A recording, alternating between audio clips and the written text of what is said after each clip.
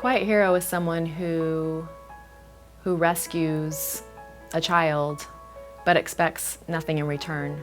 Absolutely, the FRC is a quiet hero. Child Crisis Center was my hero.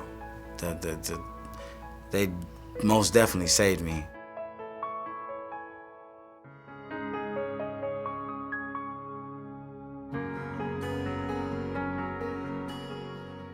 There was something more we were meant to do. And we both, right away, were on the same page with saying, yeah, let's look into foster care.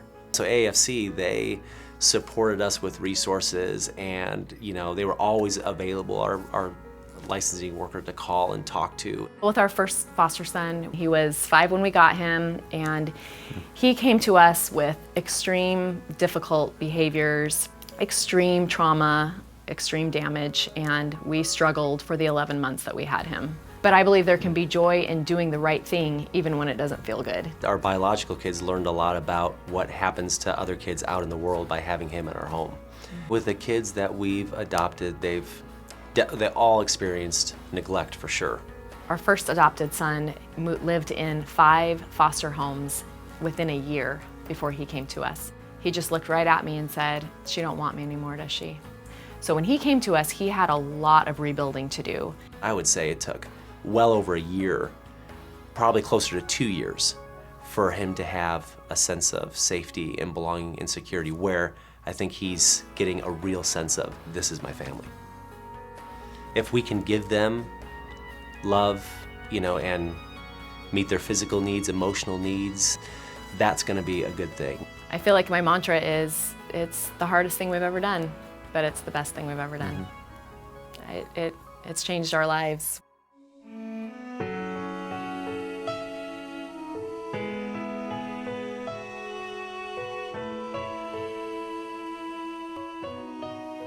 My middle daughter, Mihaela, had ADHD, and she had a lot of the H.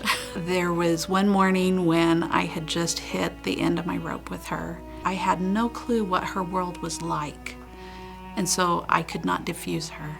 She was like a ticking time bomb every time we were together. It got to a point where I didn't want to hold her. I did not want to touch her. I did not even want to be around her. I honestly had gone to my husband and said, I'm ready to put her up for adoption. I can't be her mom anymore because it's too much. And that was the point that I'm like, we have to have help because that's not an option. I went home that day and I started making phone calls, and I called the Resource Center. It's a hidden resource in our community that is set up to help families. You don't have to be in a crisis to go.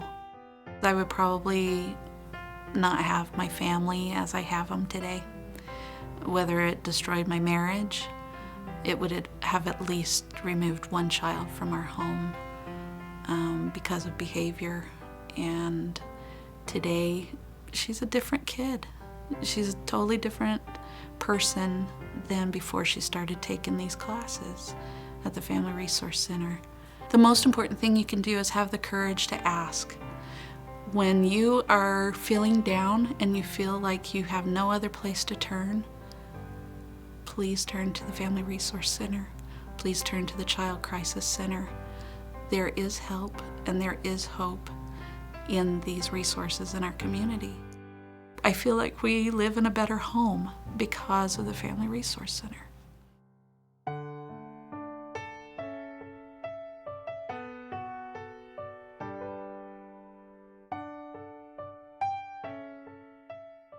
I was 5 years old when everything seemed to go south. We was always walking the streets. We would, go in trash cans, looking trash cans for leftovers or meals. I started the job at the Child Crisis Center in September 1996. I was completely out of my element. He was actually cut with a beer bottle in a domestic violence fight at his house, and I just was like shocked that these things actually happen to children. I didn't understand why I was there. What did I do wrong? Where's my family?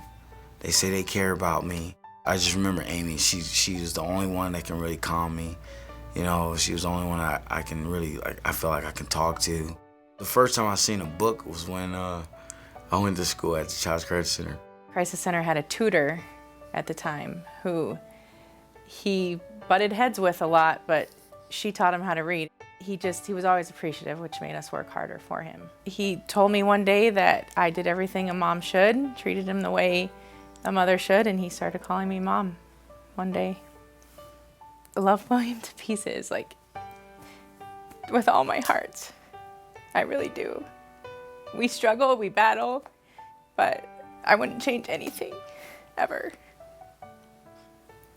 He's my son.